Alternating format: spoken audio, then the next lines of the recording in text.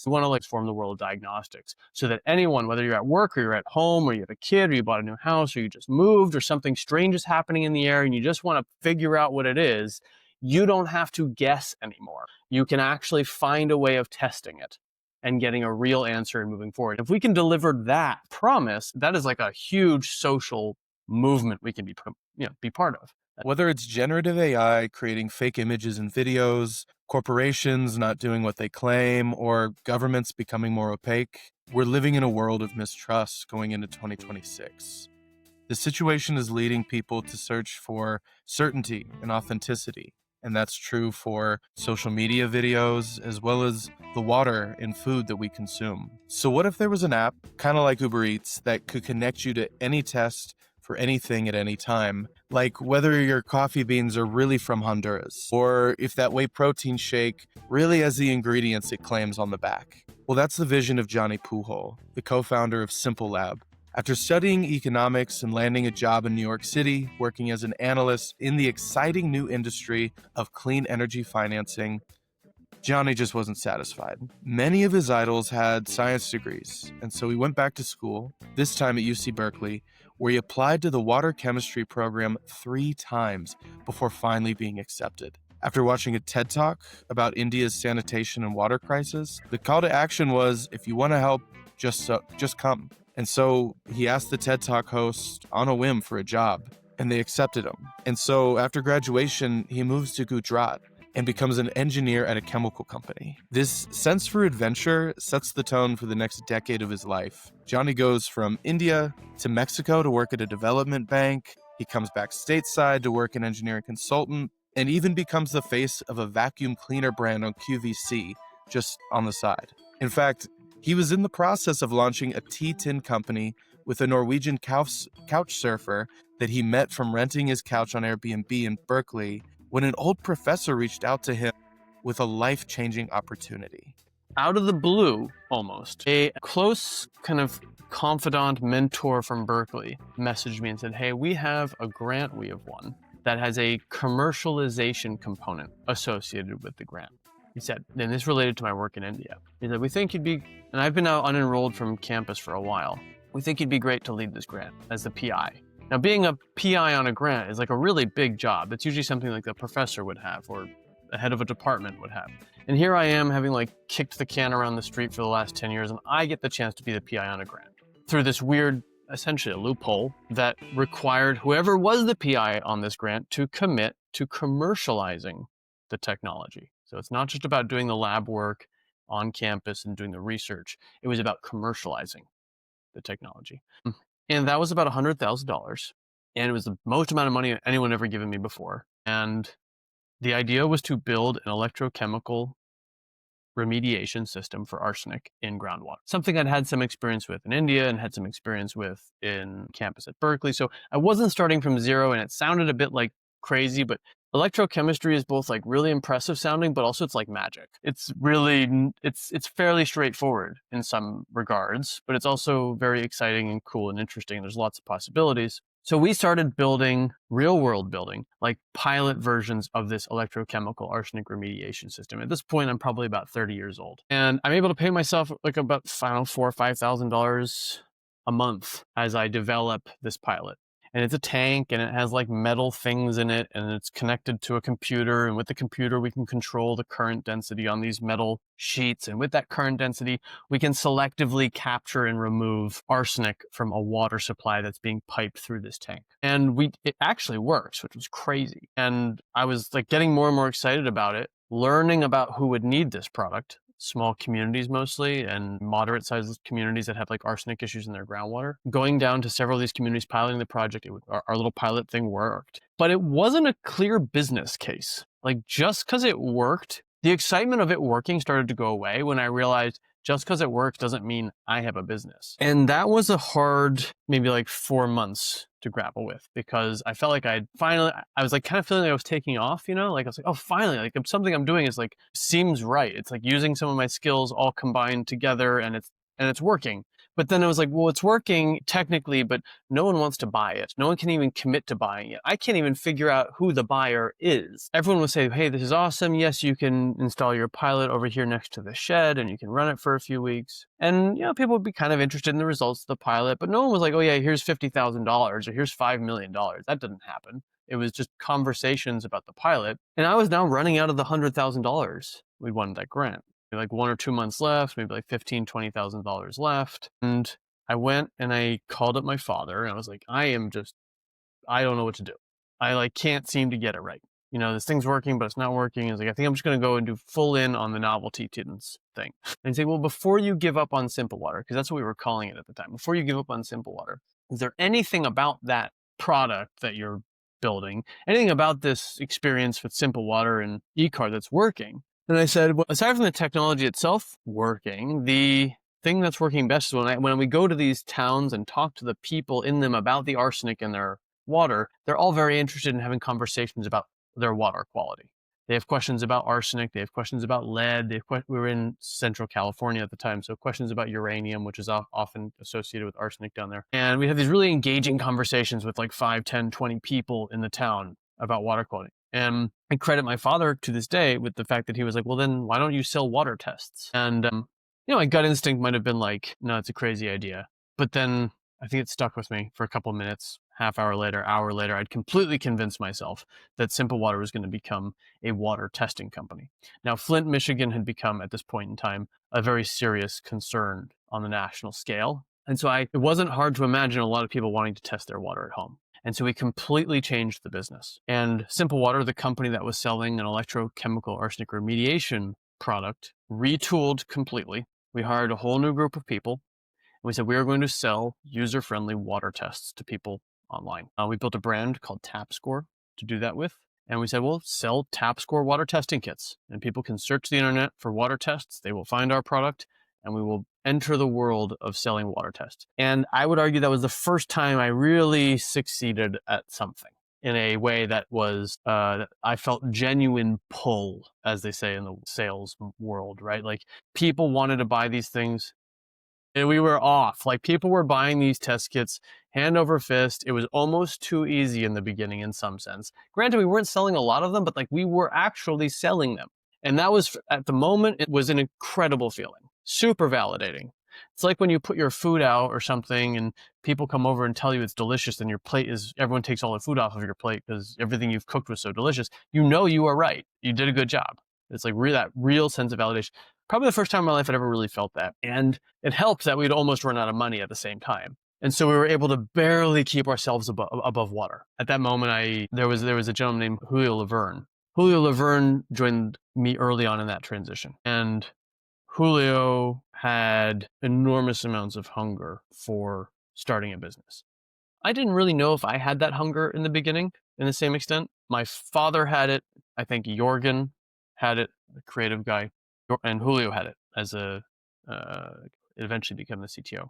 And I wasn't so sure. I didn't have like an entrepreneurial bug yet, but I did like the idea that if we got these things right and that we kept building a better and better product, I wouldn't have to go work in someone else's office. And that was really the motivating thing for the next couple of years. It's like, just keep selling more water tests and I will be happy. And it was that simple. Like, because it gave me freedom to do the things I wanted to do. It gave me freedom to, live my life the way I wanted to live it, work with the people I wanted to work with on the terms I wanted to work with them on. And it just felt like I was happy doing all of these things this way. And I couldn't necessarily trust the world to give me another opportunity at that. So I just got super obsessed with selling water tests to people. Why do people want water tests? What do they want to get from their water test? How do you get them to recommend your product, your test, to their friends, their family? How do you grow that business? And that became and still is in many respects like my obsession. And because I know that is my ticket to like career fulfillment. And it has grown over the years dramatically, right? To your point earlier, it's like we initially were just doing water tests to people at home under the TapScore brand. We then grew to selling test kits into more professional settings, engineers and home inspectors who also do a lot more environmental testing. And then we expanded beyond water to soil and biosolids and stormwater and air and product safety. And we now have this joke in-house, which is horsehair and space boots, which is like, we can test anything. We want We want to be able to make it easy for you to test absolutely anything you have a question about. The chances are there is a laboratory somewhere that can tell you if the wood in the furniture you just bought is from Russia or from Brazil, if the shoe is from Indonesia or from Mexico. And all of these questions, no matter how esoteric and weird they seem, are important to someone. And if we can match that someone up with the diagnostic they need, then we've solved a really important problem too, which is like getting people the answers they want, better answers, and doing it affordably and doing it faster. So that is a kind of an ever polishing process of understanding like what it is we're trying to sell. But at the end of the day, now we've gone from this water test to like, no, we want to like really just transform the world of diagnostics so that anyone, whether you're at work or you're at home or you have a kid or you bought a new house or you just moved or something strange is happening in the air and you just want to figure out what it is, you don't have to guess anymore. You can actually find a way of testing it and getting a real answer and moving forward. And if we can deliver that promise, that is like a huge social movement we can be part of as a team. That transition has been about 9 years, to go from that initial conversation with my dad, hey, why don't you sell water tests, to now we want to sell all lab testing services, and we want to sell them as conveniently and as comfortably and as affordably as like DoorDash or getting a ride share from Uber or Lyft. You should be able to order lab tests from your phone, from your computer, get results you understand, that you trust, and move forward with your life. Yeah, on your LinkedIn, it says that horsehair and space boots, and I was like, what the heck is he talking about? I didn't know if you were just a master marketer or like, let's say something so bizarre that they'll have to click on it. And I was like, is he a genius or just crazy? But I'm glad you answered that. Yeah. Thank you for walking through just the whole story leading up to where you are today. You know, you mentioned in our pre-conversation that you guys have been able to fully sustain, for the most part, your business on sales alone, which, isn't unheard of, but you hear a lot about venture capital and private equity these days. And I'm sure there's a number of probably your competitors and also just your fellow founders in water and just environmental work who do accept that kind of money. And so I'm curious, how did you guys sustain yourselves and not really need to take on, it sounds like you've had some investors, but how have you been able to kind of keep control and keep, equity in your company and still grow? I think being pragmatic is like the main ingredient. Like, the nice thing about e-commerce is you get to make something, sell something, take the money, do a better job next time. There's like this nice virtuous cycle in e-commerce. And in a lot of technology fields, in a lot of VC funded fields, there isn't such a convenient. I tell anyone who asks me, like, if you want to grow a business and you're having trouble raising money or whatever, like, think of the version of your business that you can start with today with like $5,000, $10,000, have a website, run some ads, see if you can get someone to buy it. If you have that possibility, take it, because it is going to give you kind of confidence, real customers, and eventually a balance sheet. You can leverage all those things to get the money you need if you need it later, whether it's venture capital or angel investors, or you never needed it at all. Like, somehow in this whole thing about VC in Silicon Valley, we forget that like it didn't even exist a long time ago, right? And people did incredible things anyway. So it's not the only source of your kind of hopes and dreams. It's not the only source of fuel. It is a convenient source, but it is not necessarily available to all of us in the same way when we want it. And so you're going to have to find some other sources of capital or sources of growth.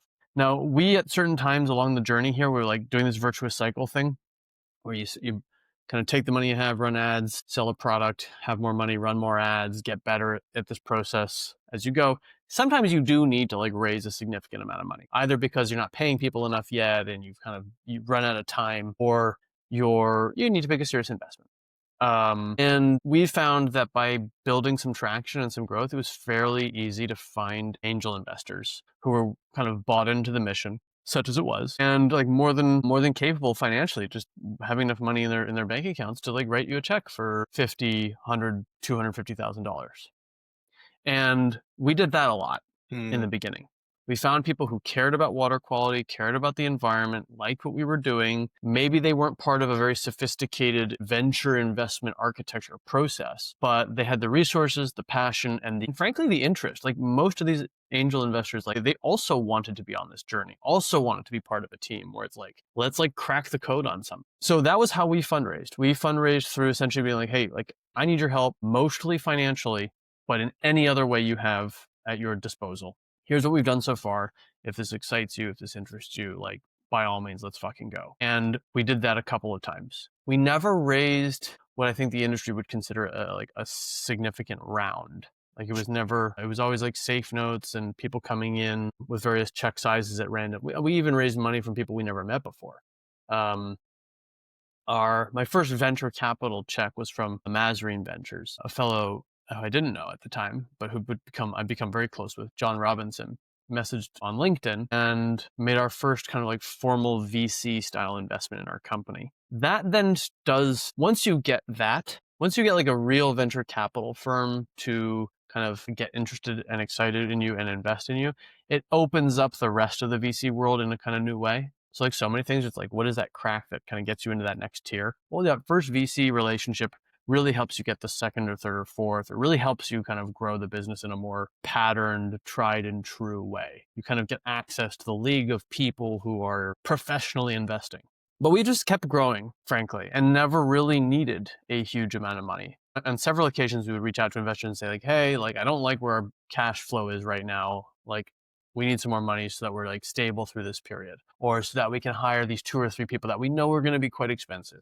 So we would kind of have conversations like that and kind of grow our stack of cash to keep ourselves safe. We've never gotten in a big cash pinch, never had to like not pay anyone. A lot of that is just like very careful, like stewardship of financial resources. But it's easier to do if you keep growing, right? If you don't have to have hard conversations about cash flow, and it's a lot easier. And so we have always prioritized growth for that reason. My father, who, I mentioned earlier, had kind of thought of the business in the beginning. When he first saw me attempt to file my taxes, kind of stopped us in our tracks and was like, whoa. Like, I'm going to be the CFO of this thing while we get it off the ground. And so he has been instrumental in keeping what would probably otherwise have been like a very chaotic bookkeeping and accounting and tax filing process that I would have run. He has kept it extremely organized and disciplined. And that's another thing I tell a lot of people is like, have some older people on your team who have done this before, who know how things are done well. The whole idea of starting a business and everyone being kind of like cowboy wild west, gunslinging, breaking rules, parachute on the way down philosophy, that's like one component of it. And if that's the only component you have, parachute's not going to work, I'm pretty sure. So you do want to bring in these different backgrounds, and fundraising also gets easier when you bring in people who are a little bit older and have more experience, right? Because they also have friends who have more money and have more resources to help. That all makes a lot of sense. So you guys start as home water labs, and you don't just grow the types of tests you do, horsehair, space boots. You also have different types of customers now, where you are doing like commercial and like even, are you selling to labs as well? Correct. There's so we started with the residential, then we learned most of the industry is a B2B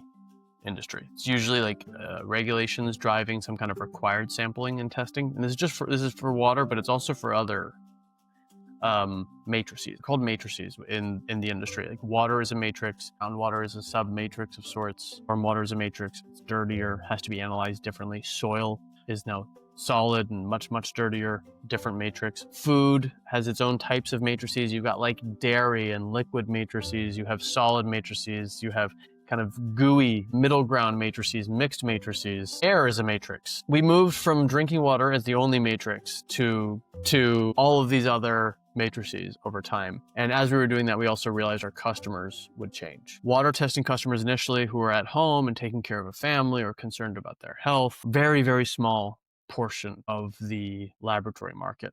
Very, very small. So small, there's no one who's really written down in confident terms exactly how small or how big that market is, but it's tiny. And once we started to realize we had a good corner in that tiny market, if we wanted to grow, we had to find other markets and other products. And the most obvious ones were kind of small and mid-sized businesses that did regular environmental testing.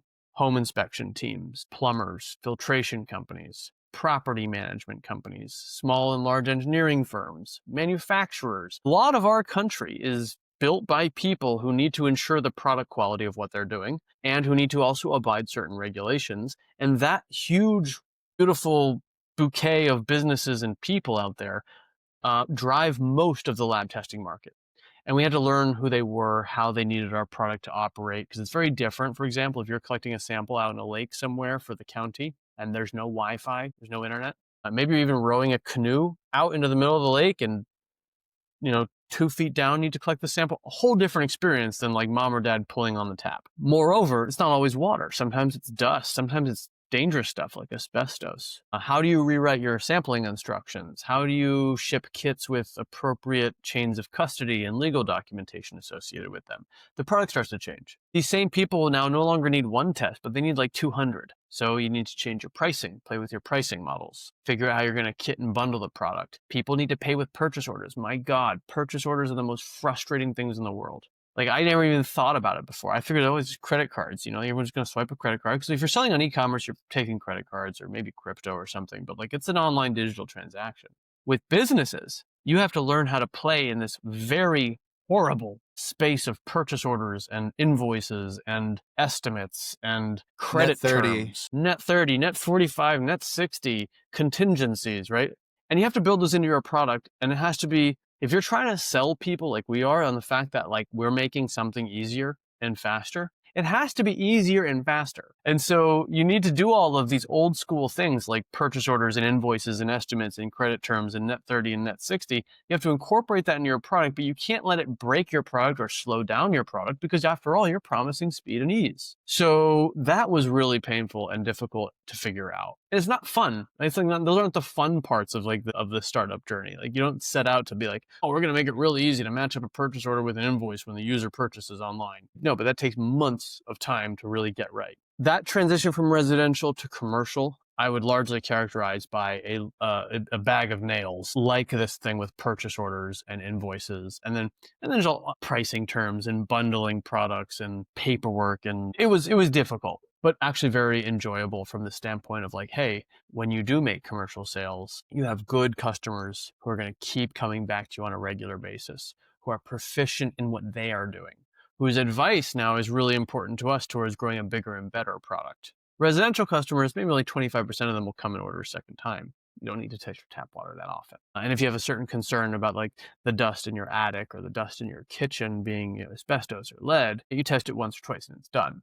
But with a commercial customer, these are relationships you build and you maintain for a long time. And we've really kind of enjoyed that process. It changes the business completely. So there's all these different industry standards. You play in so many industries, keeping up with them and working on their terms must be very difficult to, I imagine. Well, you're learning all the time. Like you think you have a good idea and then it's like, oh man, I completely misunderstood how this works. Do it again, try again. And you have to keep everyone kind of stoked about it on the team.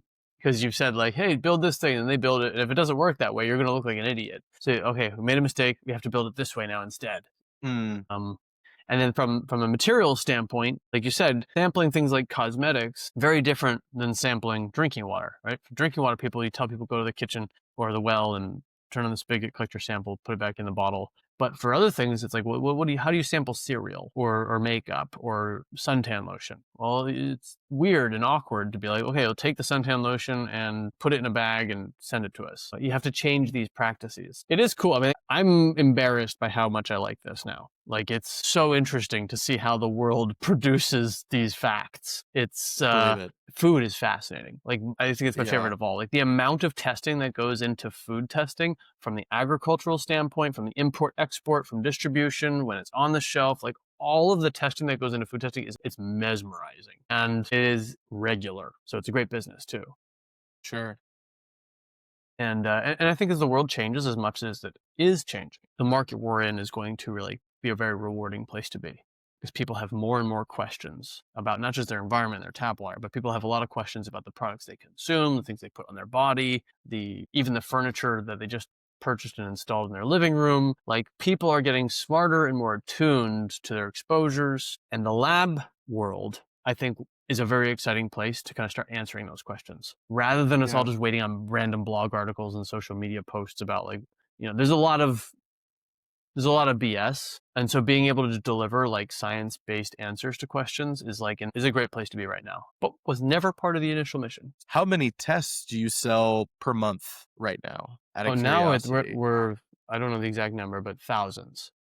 We have, in busier months, tens of thousands. There are probably, by the end of this year, by the end of next year, I'm already now in 2026 planning. By the end of next year, we're like hoping to be selling like over 10,000 kits a month.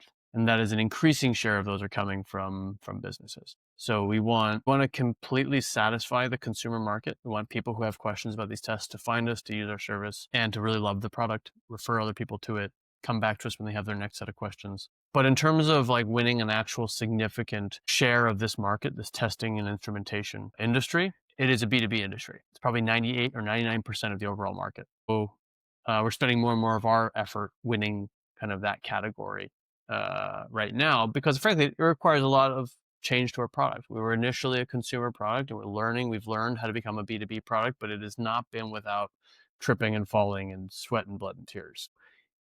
The scale is on the B2B side. We've learned that. Right.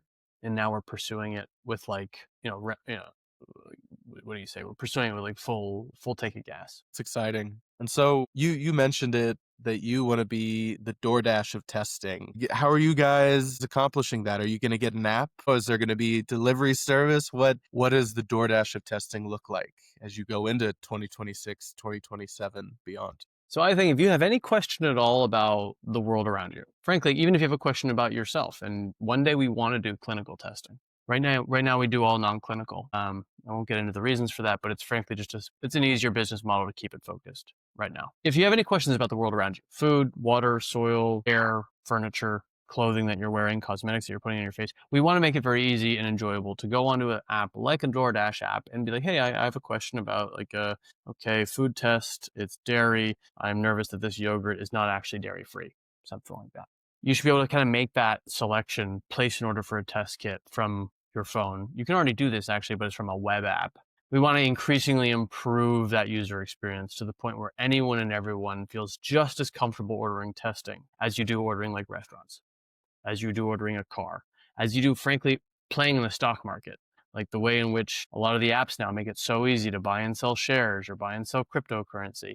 Same way you buy and sell things on Amazon and buy and sell, not sell, but purchase food from DoorDash. Like we want to provide that level of convenience and sophistication and clarity to diagnostics and testing. And we think that has a massive personal benefit to people, but also a massive social benefit. Because right now we don't have those tools. If you're sick, okay, you go to the doctor. Doctor gives you a list of things, you follow the list of things and hope that you get better. There's no version of that which works for environmental, for food, for dust, for cosmetics, for the kind of issues that are outside of your body. You can't go to the doctor and be like, hey, doctor, can you test my tap water? They won't do it. They don't have those resources. That's not under their purview. We want to be all of those other things for you. In fact, we want you to be able to do it yourself even better. And that is, I think, where SimpleLab will really thrive if it can succeed at being of that service, because I think there's going to be a growing list of people who are willing and interested in wanting to answer these questions. And frankly, the state of the American medical system is so bad that I think they're even losing customers to things like ChatGPT, God forbid, and all these other online resources already. So we need to build a reliable, trusted, affordable system for giving people answers to questions, with professional input, professional advice available, because the current model just isn't looking good right now. And it's completely debunked when it comes to environmental testing and food testing. There is no doctor. So I want to fill that whole space. I want to give everyone the opportunity to kind of answer these questions on their own, confidently, reliably, affordably. And I think through like SimpleLab, that is ultimately our mission, our goal. And doing it in a way that is like friendly and enjoyable is probably the most fun part of the experience for me. How can we make this interesting? Like the horsehair and space boots thing is an example. I love these authenticity tests that are out there. You can imagine reasons why, for example, like the laws will say, hey, you cannot import furniture that have wood from Russia right now, right? Because of embargoes and stuff like that. People ask the questions like, hey, is this really organic? Or, hey, is this food that I'm buying actually from Honduras, or is it from somewhere else? This world of authenticity testing I find super exciting and interesting. It has like a natural charisma to it. It's like investigating. Anyone can ask these questions, buy groceries, figure out if it's actually what they say it is. Are the nutrient labels accurate? Is the kind of clothing you're wearing like from where you thought it was from? Like I think there's a lot of inherent kind of excitement in these things, but it's never been surfaced in a way where people felt comfortable doing it themselves, ordering these tests themselves, uncovering the truth themselves. You've always waited for the government to issue a PDF or some investigative journalist to kind of raise a bunch of money and do a bunch of testing. And those things are fine, but that's analog. In a dynamic way, we should be asking these questions all the time, omni-channel. Everyone should have a stake in making sure that the things people are claiming about product quality are accurate. And that's a better world. It's also fun. So we shouldn't get in the way of that. We should enable it. That was Johnny Pujol, founder of SimpleLab. This was my first e-commerce guest, and so I enjoyed hearing insights into how that whole world works. And going forward, this type of service will definitely be more interesting to curious people who really just want answers about their world. Well, that's it for me today. Thank you for listening to The Meter. If you're enjoying these stories, please subscribe, share, and react to these wherever you listen. Thank you.